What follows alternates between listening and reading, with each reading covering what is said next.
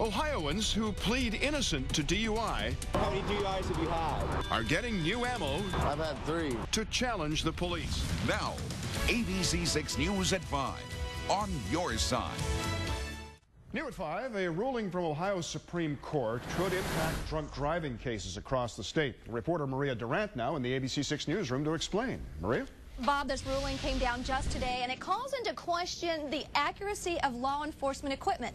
A defense attorney that we talked to says it all boils down to getting a fair trial. Next time a drunk driver uses a breathalyzer machine, the driver now has the right to challenge the accuracy of those results. That's the ruling by the Ohio Supreme Court on a case involving the Intoxilyzer 8000. It's a controversial machine. It's a machine that's been subject to a lot of challenges around the state over the last few years. So that's the first thing that it could affect. But there could be secondary or collateral consequences to it, because this case applies to any defendant who is charged with a DUI or any defendant who's dealing with any kind of scientific evidence. The court's unanimous decision involves an October 2011 case where a Cincinnati man was accused of having a blood alcohol level well above the legal limit.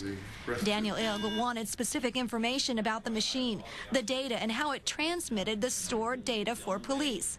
Defense attorney David Thomas, who did not represent Ilg, says that information was needed so the accused can know if the machine is working properly. He says it's the only way a defendant can get a fair trial. I'd like to be sure that the evidence that's being used against me is reliable and trustworthy. It's a really reasonable request, and that's what this is all about. Bottom line, he says, now drunk drivers can question the reliability of an individual test, a ruling that he says could affect thousands of drunk driving cases each year. And Thomas didn't think that you will see a lot of cases overturned because of this new ruling, but this could bring other law enforcement equipment calibration into question. We asked Thomas about radar guns, and he says defendants now have a right to ask for those records of the specific device used. Live in the newsroom, I'm Maria Durant, ABC6 News. Maria, thank you.